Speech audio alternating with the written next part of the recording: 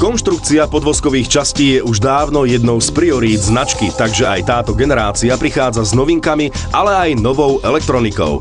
Systém DSCT dostal niekoľko funkcií navyše. Dokáže napríklad senzorom náklonu oveľa rýchlejšie detekovať situáciu, ktorej by sa auto mohlo dostať do šmiku. Tak, a začíname kapitolu, v ktorej hrá technika Volvo hlavnú úlohu. Nie človek za volantom, ale elektronika. Najskôr trochu nápovedy. Tu je v činnosti systém City Safety, prvý raz použitý v modeli XC60. Systém zaregistruje prekážku v smere jazdy a ak sa vozidlo pohybuje do rýchlosti približne 30 km za hodinu, čo je v hustej mestskej premávke bežné, zabrzdí pred ňou.